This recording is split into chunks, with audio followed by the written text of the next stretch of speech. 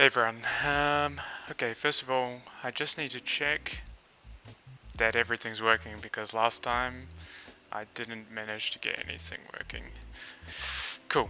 Alright, so thanks for those who are already in and listening, and this time I'm hoping that I've configured some comments to be working. I'm getting a few errors on YouTube that say my bitrate isn't good enough.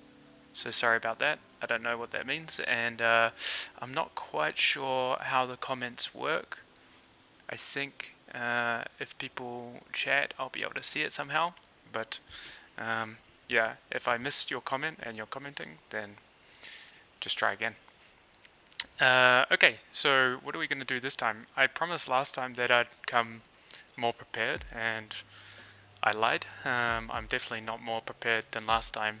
So all I'm going to do is basically what I do generally when I wake up. I'm going to jump around, do a bit of spelunking around our repos, and then try solve a few of the things that are open, maybe fix some bugs, maybe fix some docs, and this is just generally the stuff that I'd be doing anyway, and also it's stuff that probably you can do yourself. So that's the nice thing. I put a tweet out, which is good. I think then, yeah, okay, Silent Works is going to be in. That's cool.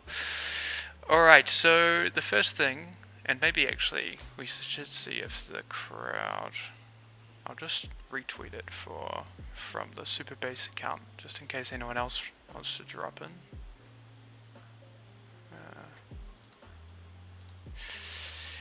Okay, so what are we going to do? Yeah, let's start with a pull request I had prepared. Okay, so these ones are great. I don't know if everyone knows Redwood.js, but this is basically a new Jamstack. Well, I don't actually know how new it is, but they are a Jamstack platform, which are very cool. They kind of do what I guess Rails did for backend, and they just make things very easy. Everything's built. They got really nice docs. I love these cookbooks. Lots of tutorials, docs, and actually, yeah, we share a Slack with the Redwood crew, and it's very cool. And in fact, they wrap Supabase. So if you want to get started building, with a JavaScript framework, and you want to use Supabase but you don't know how, then this is quite cool. They actually wrap everything up, and they make it very easy. And so you can see here, it's David. He's in our Slack. We share the Slack, and he said this PR adds the so basically all I'm going to do is jump into our main repo here, Supabase, and I'm going to check out a few of these pull requests. And this is generally what you do as a maintainer of a repo. Probably you've got people who are contributing some ideas, some of their own code, and then it's your job as a maintainer to essentially merge them in, make suggestions.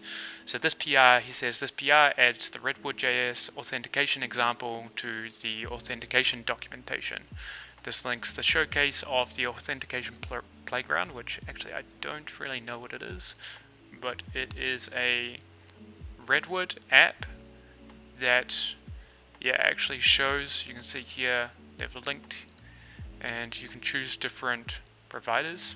Wow, that's pretty cool. They've got Ethereum. I don't know. It literally is Ethereum. Okay.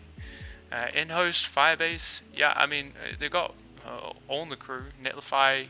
So actually, it's quite easy for them to do Netlify, because Netlify and Supabase use the same auth system. Magic Link is probably magic.link. Firebase, of course, and in-host use Hasura. So yeah, it's a pretty good setup. So here we are. We're checking it out, and yeah, it just shows basically an example of how to use Supabase with Redwood. Looks very clean. Kind of, I'm guessing it's React. Okay. Now, what do we got? This links to the, which demos the sign up, sign in, also several third-party OAuth providers, which is cool, since we provide all of them. And the Redwood code examples also are also included to create a basic login and sign up form. All right, this is awesome, by the way. I love when people put images inside PRs. It just makes things. Of course, it's not for everything.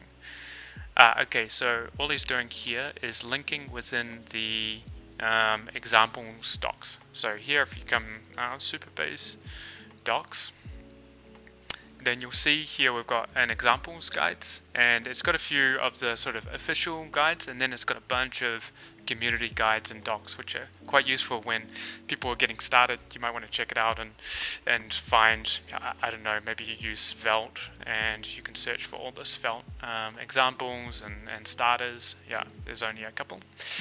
But so he is just dropping this in, and he's putting it into the guides underneath the example with Next.js. So auth examples, which is cool. He's actually linked it. Yeah, these ones were kind of the official ones, and his one's more of a community one. But actually, I don't mind. I think it's quite cool that he's dropping it in there. That's quite cool. All right, so this one's a very easy PR, and what we'll do now is so there's nothing else to do, and I actually said I'll do it in tonight's live stream, so there we go. And shout out to the Redwood team, because every time we push out auth updates, they are quite fast at getting Redwood up to date with everything. Speaking of which, so I'm sure maybe you just got an email if you're a user on our docs. If you have signed up for Supabase, you probably get a monthly email, and we do these monthly releases. And Ant would have just sent you an email earlier on a few of the things that we released. Today we let me just check. Oh, yes, okay, so First of all, before I go on, I actually saw that I've got some comments. How's it going? So they're working. Arnav, RT, how do you get the file structure on the left? Wow. Yeah, okay. Yeah, so I'm guessing that RT, you're asking about, if I come to GitHub, Supabase. This one here is super useful, actually. It's called Octo, I think it's called Octo. Yeah, let me check. One of these extensions, come into the settings. I'm pretty sure it's Octotree. Firefox Octotree. There you go. Yeah, and that will actually add in like a sidebar directory browser for GitHub. Really useful for jumping around the code. Yeah, and then does Supabase have its own CDN? Well, not yet. But yeah, we've got storage, which we just released in March. And of course, the next big thing that we need to do when you have storage is release a CDN so that you don't, we will put it right on the edge, lots of the big images. And then once we've done that, we'll do a lot of image optimizations and, you can resize and everything. But the CDN will come first. Okay. That's cool. Okay, so I saw Inian has responded. I didn't realize everyone can see it. Silent Works, you're in. Nice. Okay. Octotree, sweet. I should just read all the comments before I carry on. Okay, so what I was saying is that the Redwood guys are really good at keeping up with our auth. And that's big this month because we actually released 2 new logins, OAuth logins. We had a guy join this actually last month, and he's just been smashing through all the auth issues. So we just added Apple logins, and this one's really important because if you're deploying to the App Store, then you actually need to provide Apple logins if you have any other third-party logins, and also Twitter. Twitter have a fairly archaic OAuth method, so that's why it took so long. A few other things, in case you didn't see the video already, we've got a new storage policy editor. We released this open source grid. We might even check out some issues there and see if we can fix them. Tokyo's now a region, and we've got some return data as CSV, so we've got a new function. This was from the community, which was super cool. New Go libraries and new Swift libraries, also from the community. So yeah, first of all, thank you to the Redwood crew, and glad to get it in, just to prove that our, we just merged that PR, so just to prove that it's actually working. We should be able to come here and we can see the Redwood. Yeah. So yeah, there it is, live. Okay, what else we got? So this one's now done. Unpin that. I had a couple more. Also, how sustainable is... Okay, yeah, we've got a couple of... will it be like on your own or use AWS CloudFront? Okay, so the one question on the CDN, will it be on our own? We'll provide the CDN. You just don't need to think about anything. Of course, for Supabase, we want to make it just ridiculously easy to build. So if you're configuring your own stuff, then that's not ridiculously easy. So don't worry, we'll handle it. RT, also, how sustainable is Supabase? Isn't it running only off investments now?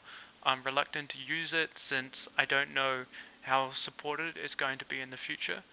Yeah, and this one's a good one from Silent Works. It's open source, so you can self-host if support no longer exists. Yeah, and I can assure you that it won't be a problem for a very long time. We'll be able to sustain ourselves a very long time, and of course we have to do some monetization. We've got pricing already, and it'll take a while for our revenue to grow, but I'm not concerned at all that we'll be around for hundreds of years, so don't worry. Okay, so what else to do? There's some discussions There are two, one of the discussions actually, so this is good, create. I've got a few issues that I'm going to jump through.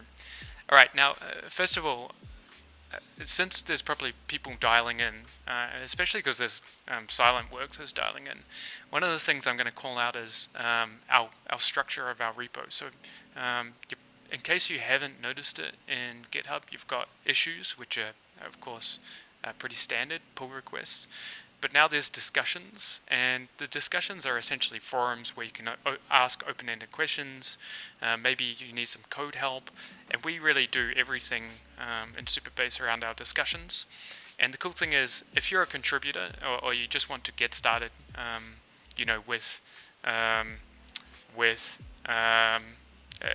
building or helping us out, then one of the easiest ways you can do that is just by jumping in and getting involved in the community.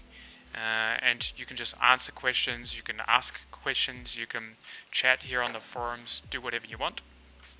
So I'm calling that out because actually, so we see here like Inian is a team member, and Steve's actually the maintainer of Postgres, but we also employ him to work in Supabase and Postgres.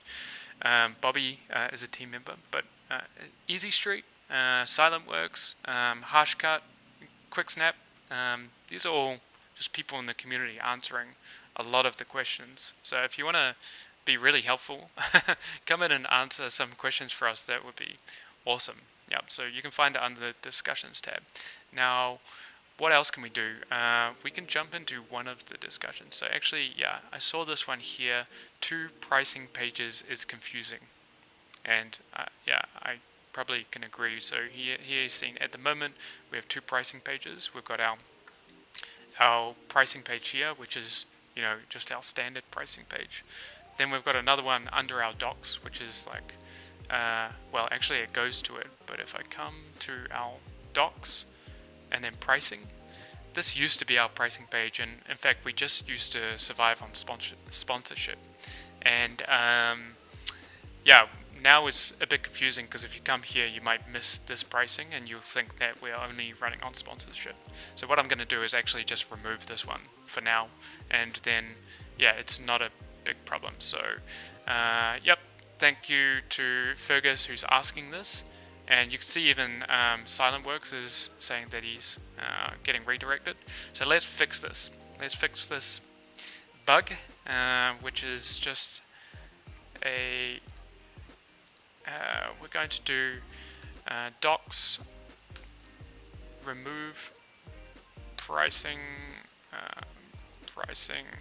Okay, so we're going to create a new branch. This one's really easy, actually, and we'll go to, I don't know where the page is, pricing, docs. Well, the structure of our site, hopefully you guys can see this, maybe I zoom in one more, is web is our docs, and if you come in here, you'll probably see under here is pricing.mdx. So first of all, I can just delete that, but then as well, I'm going to have a problem because it's still in the sidebar. If I jump into here, I need to still remove it from the sidebar, and that one is quite simple. Sidebars here. If I search for pricing,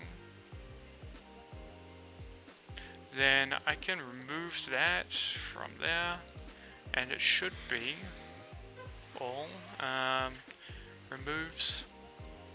Okay, so as well we use conventional commits. So usually you do something like you prefix it with like if this was a feature, I'd do feat. If it was a fix, I'd do fix. This one's really just the docs, so I can do docs, remove pricing page from sidebar. Then push it up. Now, it's really important, even though probably you saw me maybe at some point last week not doing things on a branch, it's really important, especially when you're contributing to other people's repos or just in general, that everything happens on a branch. So that's why I pushed it onto this remove pricing branch. Now, next steps, if you've done a small fix like this, you just now need to come into the repo that you've built it with. So I push it direct to Supabase. Supabase, you would have a fork probably, and you'll see, yeah, GitHub do this very handy thing on the latest one, docs remove pricing, compare and pull request. Now usually I do something like fixes, and then I do like the issue number. In this case it's actually a discussion, so I'm going to link directly to the discussion here, and then I'll create a pull request. And I would also probably request someone to review this, but yeah, all we've done is removed. And what we can do is just wait for this to build. It'll take a couple of minutes, but while we wait, let's check out if there's a few things.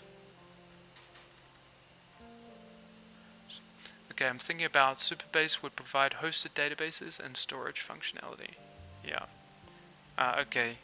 So someone's asking if we disappear, what happens to our hosted databases and storage functionality. Well, once again, I don't think that's going to be a risk for, at all. But look, when we're open source, we're going to make sure that everything is available forever, indefinitely. And if our CDN shuts down, then well, I just don't think it's an issue. So we'll give you a lot of warning if it seems like it's going to happen like that. Yeah. Okay, so now we can come into this preview. Now the funny thing is we've got this mono repo. It's a bit annoying. So actually, if I click on this, it'll come to the preview, but then it'll redirect to Supabase. And that's because of this mono repo. So I'm just going to copy it. And I know it's under docs. And it looks like it's built. And we've removed the pricing that was here. So it looks good. I don't think we need anyone to review it. So I'm just going to merge that in. And then I can say drop into this one. I'll copy that. And I'm going to drop into this Thanks for pointing this out, Fergus. Removed it. The docs page to remove any confusion. And I'll link to, so removed, I think it's fine. Removed the doc page to reduce the confusion, maybe. But that's cool. Alright, we're here. Now the nice thing is that, okay, well, it's Inian that answered this. I was hoping it was Silent Works, but we'll give Inian the answer here. So if you look at this, I mark Inian as the person who's answered it. And then Inian gets 21, so he's on the leaderboard. Very nice. Okay, so that's one more done, which is great. Any updates on integrating with PostgreSQL? I like Postgres, but GraphQL client packages gives you a lot more. Yeah. Okay, actually I saw one of these things here. Someone's asking about PostgreSQL. I actually love PostgreSQL conceptually. I've never really used GraphQL too much. So someone's asking, perhaps it's even the same person, but not too sure. But someone's saying, I don't use it, but considering it, was a bit surprised by Postgres over PostgreSQL. It may surprise people, but actually, especially if you're a new developer, because GraphQL was kind of hot in the front-end scene. But yeah, RESTful interfaces are, they still power the world. So we've gone with what is most accepted with enterprise scale, basically.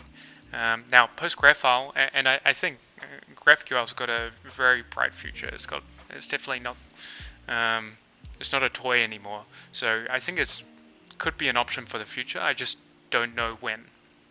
And he's saying that, yeah, you can generate a GraphQL API. It's exactly the same as Postgres, but using PostgreSQL. And I said, well, not at this stage. And yeah, to actually implement another tool, well, we need another server per project. We've got to do security, the authorization rules that we do. Yeah, everything. Well, this person's agreeing basically. Second this. Kiwi couple, you're right, it isn't easy to add a tool, especially a monstrous feature like GraphQL, which really it is. It seems like it's a small thing, just plug something in. And then, yeah, he's saying, yeah, security, authorization, storage integrations, yeah, a lot of them. However, there is one thing, for what it's worth, and actually, I'm going to give Ozim with this one. Can I answer?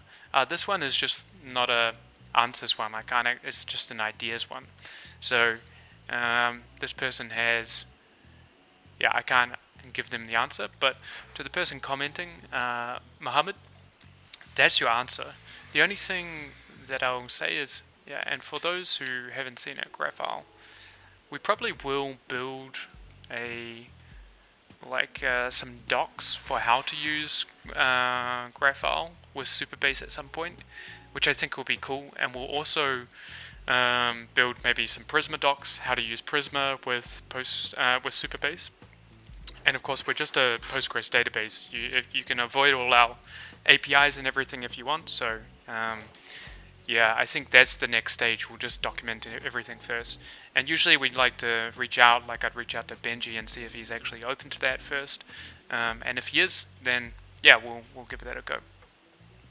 Cool.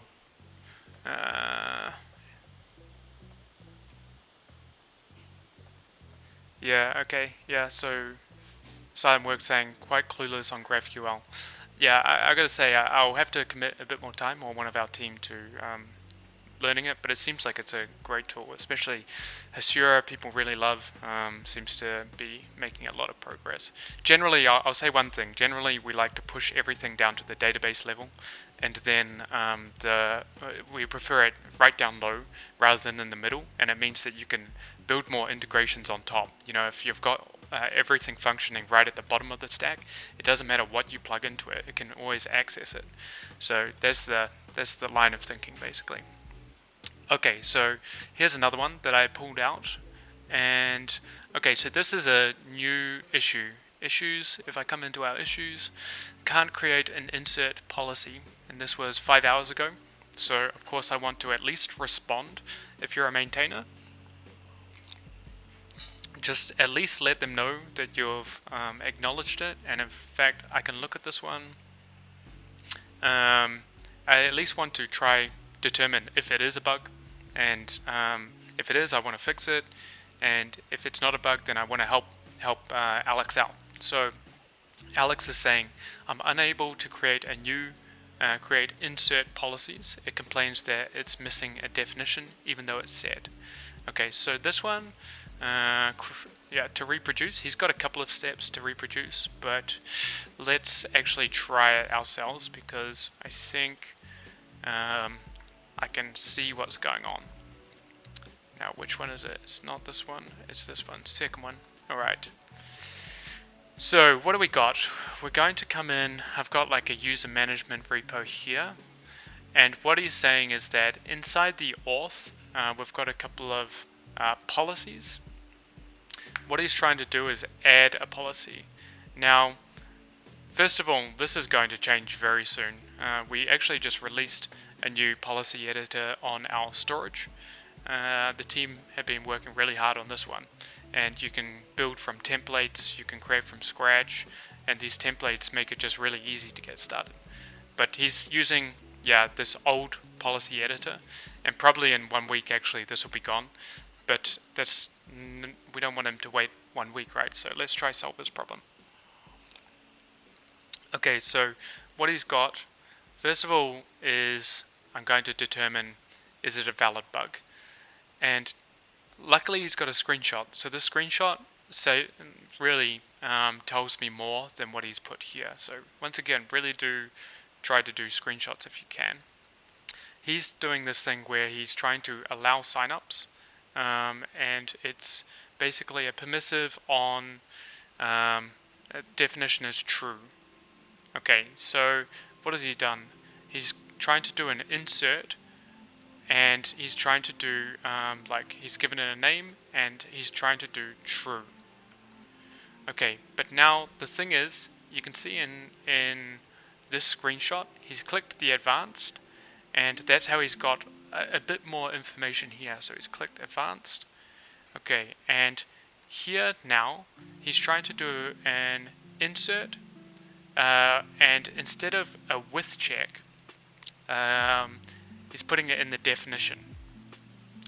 Completely not his fault, because this is, well, I guess that's why it's advanced. You would have to know this. And if I try to save this, you're going to get this error. Policies require either a definition or a check. Now, this is where I show you how to read Postgres documentation. Postgres policies with check. Help if I could spell. Policy, create policy with check. Okay, so this is the SQL that we would run, and this is why our templates would be better. But you know, if I was to, I'll come app.supabase.io. If I was to copy and paste this into our SQL editor, I'm just going to create a new query here.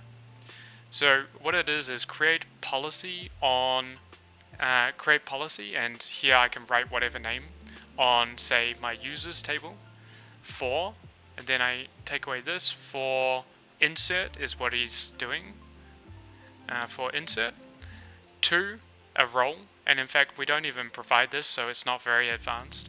And then there's this using and with check. So we have to do at the moment, you can see, oops, if I can close that up. So using and with check.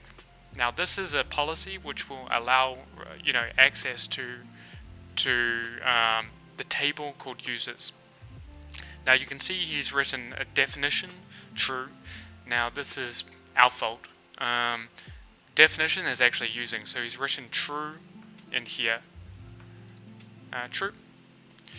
Okay, now that looks valid, like a valid policy. The only thing is, I know actually if you're trying to insert on, if you're trying to create a policy on insert, you should actually be creating it with check true, like this.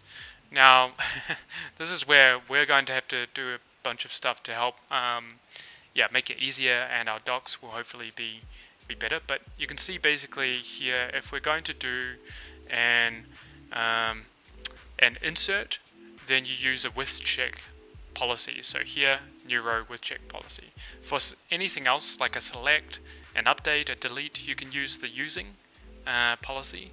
And the reason why is it's actually using existing data versus the insert. You're going to check the new data, if that makes sense. It's a bit complicated, but we'll spend some time trying to think how we can document this and add some nice templates. So if I jump back into here and I actually made it like this, I guarantee that this, well, I hope, there you go, okay, lucky, that works now, because it's basically in the with check.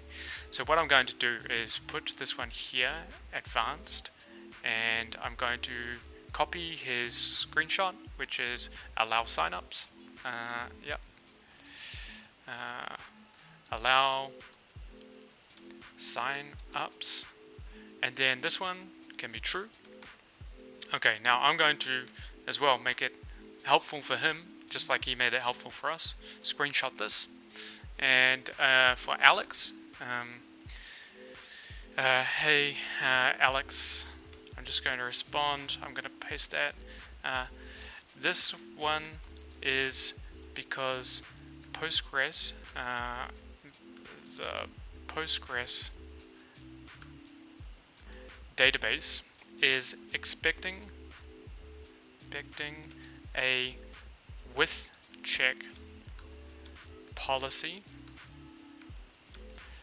for inserts.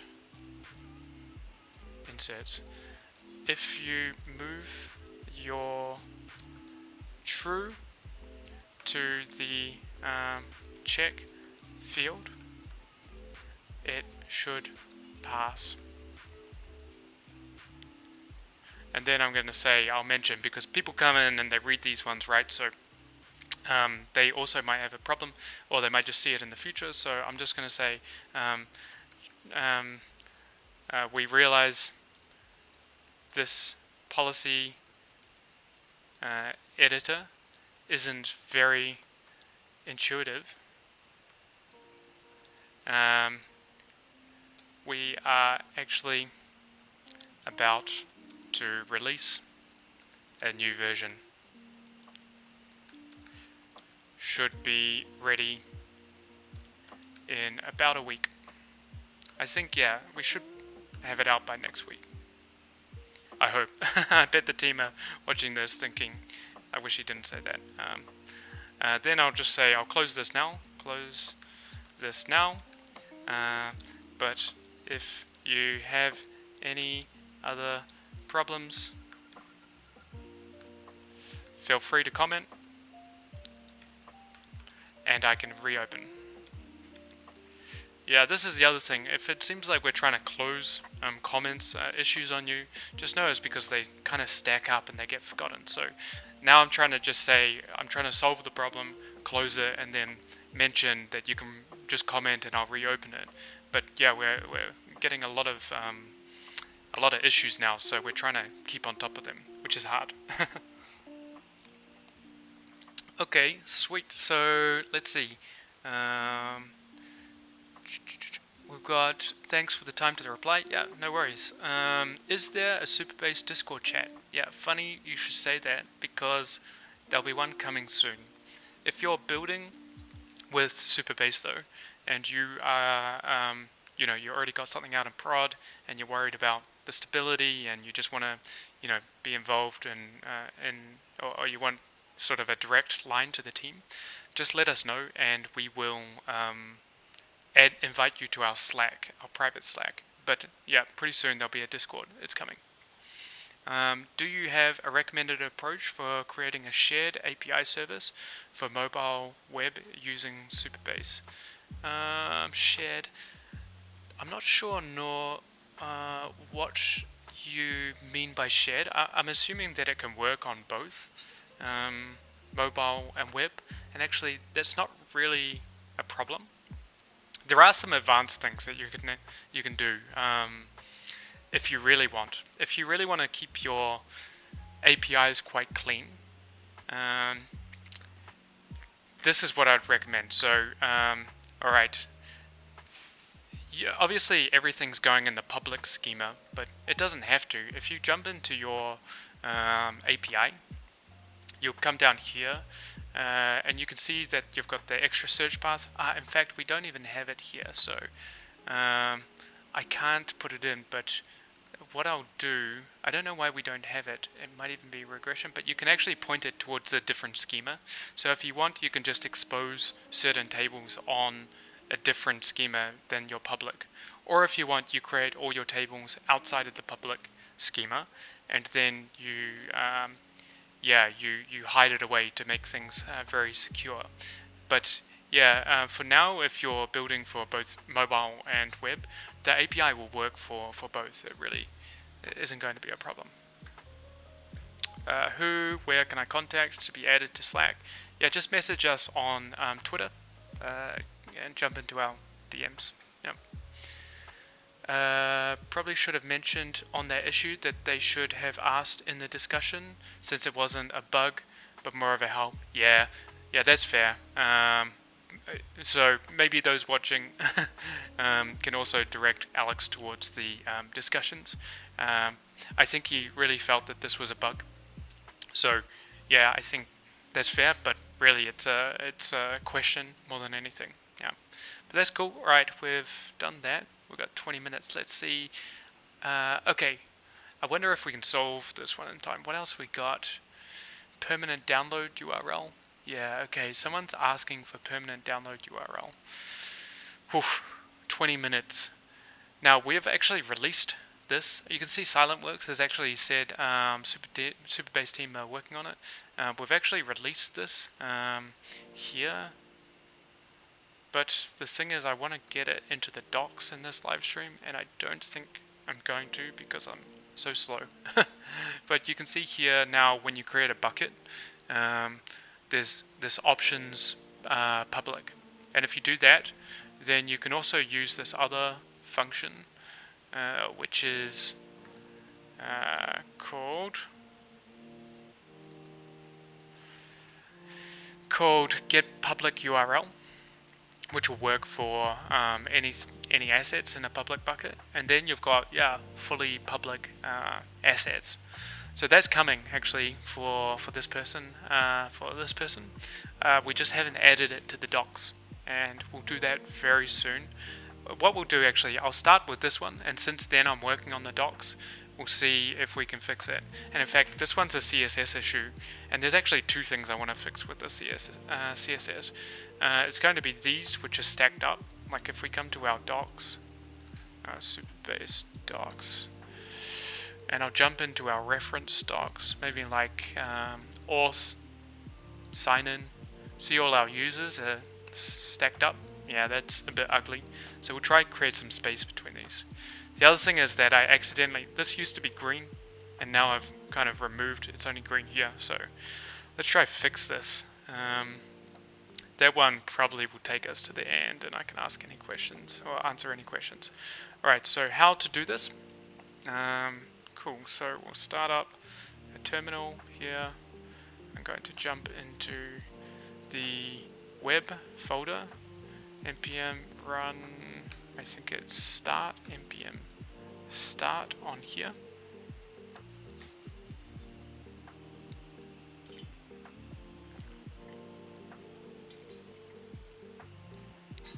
Something's running on 3005.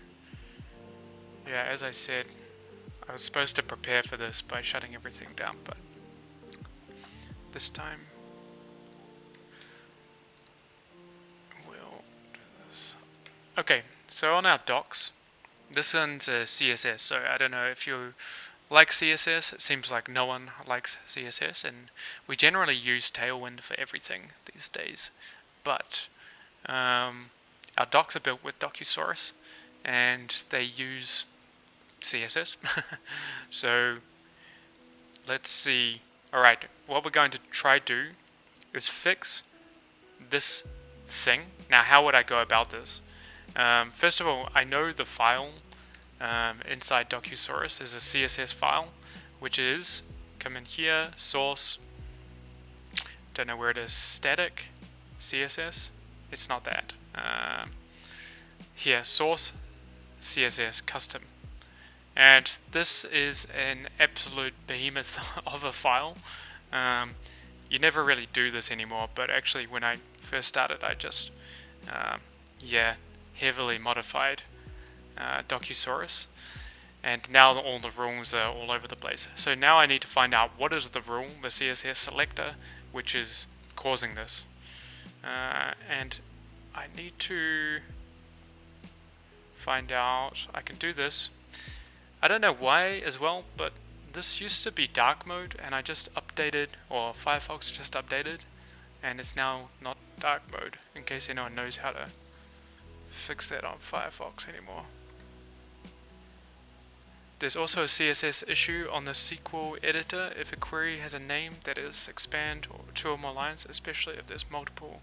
Okay, that one on the CSS editor, I'd love to fix it live, but that's our dashboard, which we haven't yet open sourced because it's got a few secrets in it.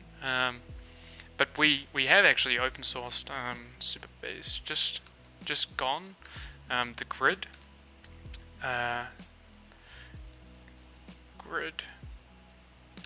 So if you spot any bugs with our grid, we have just open sourced the table editor, and you can come in and fix things here. And this is the first step towards open sourcing our dashboard. Okay, so now how to fix this one. So here we go. It's a span method list item validation. I think I actually made this class up. because all of these docs are auto-generated. We actually, from our JavaScript libraries, we use tsdoc, and then we use tsdoc to generate a whole bunch of JSON, and then we parse the JSON, we do some recursion and stuff over it, and we generate some MDX files. So this is all auto-generated documentation.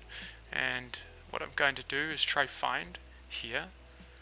Yeah, there you go. There is a method, and it's h4 method list. Now this one actually I don't really know how to do it, but required, provider required, and then we've got all these items. I wonder as well if it's better to code required. First of all, I wonder if it's better to make these, you know, drop below.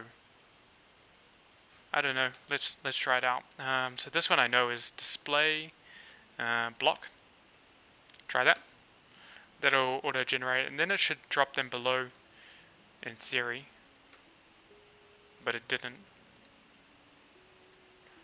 Why not? Display block. Obviously, because this is maybe flex or something like that. Welcome to the awesome world of yeah, this one's flex. So what happens if I make this a div? Well, it won't matter because they're okay. So I'm not going to bother trying to make it a block. I'll just start by trying to fix this thing. Now I think it's line height. I'm just going to take a wild stab. Line height.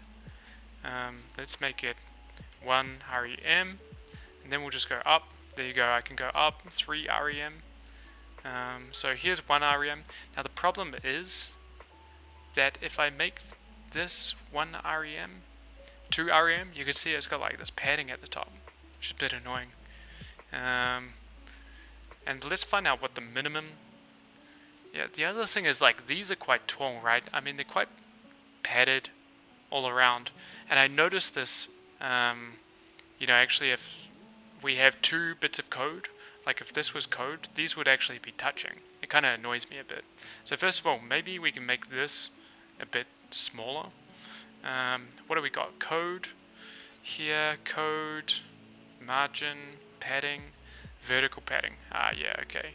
I bet you if we remove this one, and we just say like 2 pixels.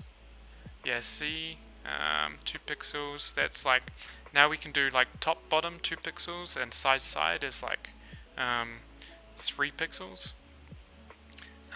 4 pixels. Yeah, okay, you can see that it was quite good horizontally, but not great. It can't even be 1 pixel to be honest, but let's go 2. Small changes, Kaizen. Okay, so we need to find this, I'll just escape out of that, and somewhere here, I'm going to try find this rule, which somewhere should exist. var code. I don't know where it's going to be, is the only thing.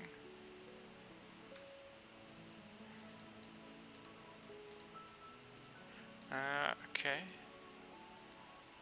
It could even be, yeah, it's from 680. Apparently.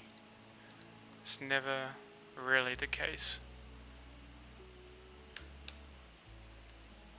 Vertical. This is on style.css, style.css. Okay. So actually it's, this is a Docusaurus class, which they've put in. Now I want to override it. Okay, since that one's a little bit harder, what we're going to first do is get all these items inside it. Here, you can see it's display flex, and on each one of these, I'm going to do a line height of, say, 2 rem. We'll do it for all 3. and then it should be fine. Then we'll try fix the code. Okay, you see here, now we've got line height. It's still, yeah, I mean, it's a little bit too much. So let's go 1.5. I'm sure some front-end developer is watching this, feeling, probably Johnny in our team, feeling a lot of pain. Now here's the other thing, like this one is yeah, like not is inconsistent because of the padding. So it's really quite annoying. Or did I not make them all 1.5 REM? Yeah, that's 1.5. Now this one I could make 1.2. Yeah, okay, so there it's not even centered. So we want to put the text in the middle. CSS text middle. Now, at this point, I kind of have made a start, and you know, I'm not the best with CSS. There's a guy in our team who's probably going to know how to solve this. There's a couple of guys in our team. So what I can do is actually, I'm still on this branch, so I'm going to jump to another branch.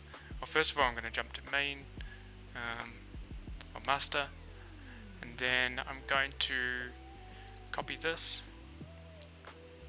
Z. Okay, we're going to pull this. I want to actually branch off master. Then I'm going to do fix, and I know what fix. I'll just do the thing fix code snippet code params, something like that. Then I'm going to start this. I'm just going to push it. Okay, first attempt. Docs. First attempt. Trying to adjust line height. Now the reason why I say this is because, first of all, the stream might end, but also, I mean, it's quite possible that I don't figure this out, just because I'm not, you know, or well, of course I could Google for a long time, but other people, this is the joy of open source and having a team, other people will probably know, even as they're watching this. Display, flex, yeah, you can do this, yeah, okay, add it. So what I'm going to do, SilentWorks has already written the comment, but what I'm going to do is actually do this first. We're going to jump into our Supabase repo, Supabase. Then this time, because it's an issue, it's issue number 1756, and here you go. I've got the branch again. I'm going to fix stacking on code params in docs, and then I'm just going to say fixes this, which is this one, but I'm just going to say it's a work in progress. Okay.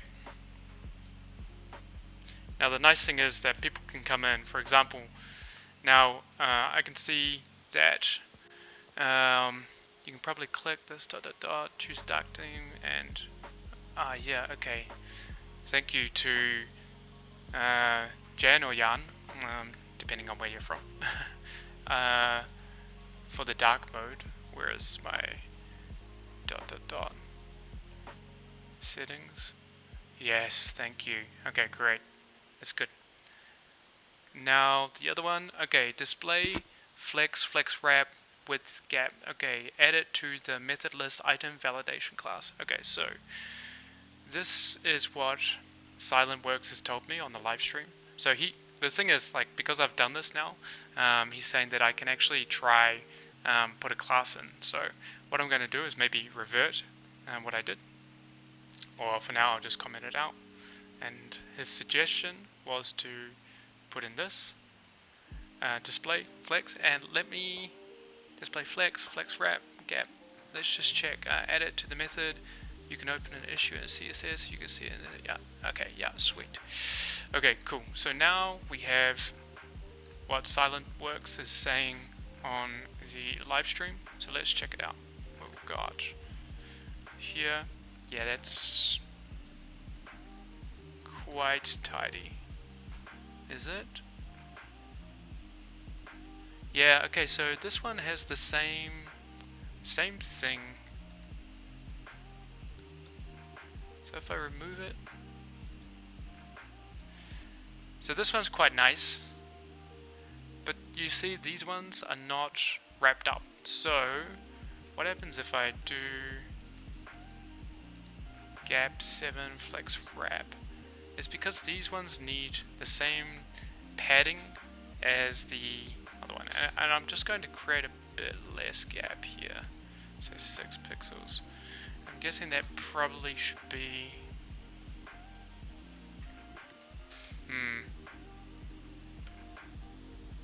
let's see, any other comments?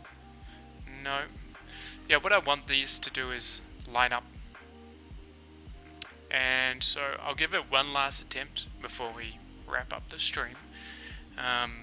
But,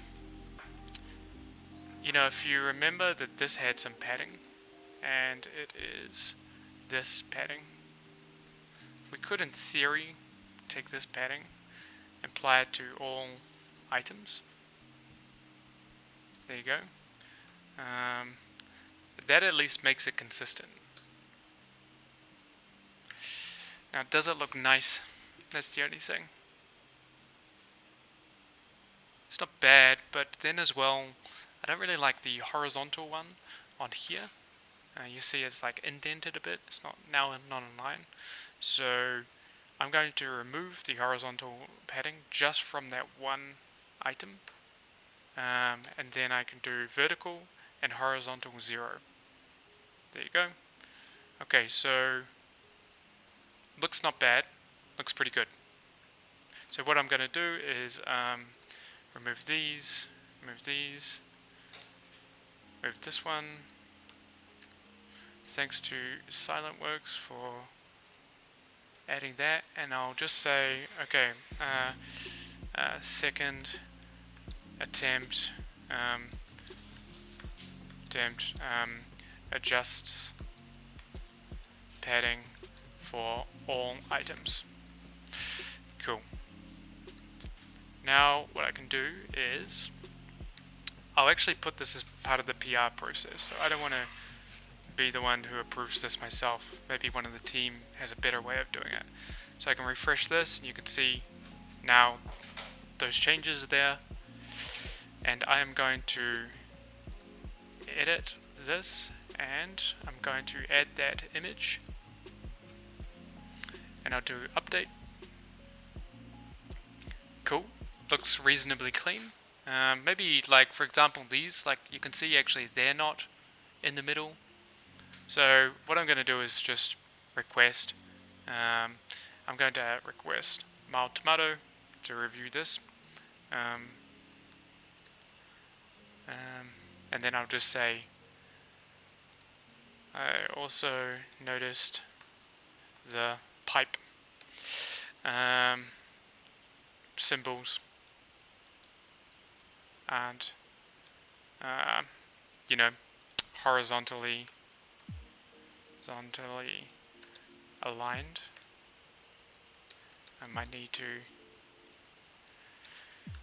to add some vertical padding. Cool. Okay, and that's it. So now basically I just can leave it, well I can fix that up, or I can leave it and then Johnny can choose whether to PR it. And then just to make it really easy, I'm going to link to some docs for him. Here, docs, reference, auth, sign in, parameters, and I'll edit this one, update. Cool. Alright, so yep, that's pretty much it. That's an hour. And yeah, I know that I said I'll probably fix something in these, but this time around it's just really a lot of maintenance and gardening. But that's part of being an open source contributor, I think, and maintainer. So you got to see a day in the life. If it doesn't seem sexy, then don't do open source. That's my recommendation. But otherwise, thanks for everyone for tuning in. If everyone's got any questions, does Supabase have a CSS guide used across the entire team? Yeah, that's a good question, Alton. We've got actually something even better. We just use a component library. So that CSS that I was just hacking away on is actually just a bit of a unique case because it's Docusaurus. Probably at some stage we'll change it, but what we actually use for everything internally, and I just realized my stream is cutting off half my the edge of my screen. Sorry about that. I'll fix it up for next time. But is this Supabase UI, and this is an open source library that we're developing, and it uses Tailwind and React. And then, yeah, we actually use a lot of the Tailwind classes, headless UI as well, and then we sort of just put our stylings and everything on it. So you can use this in your own applications as well. Cool. I think that's about it. So yeah, thanks for tuning in this time. Hopefully there were less technical issues, and next time I promise, well, I'll say now, hopefully I'll have a proper meaty issue that we solve on the stream, or maybe a feature that we can push. Thanks to everyone. Alright, catch you later.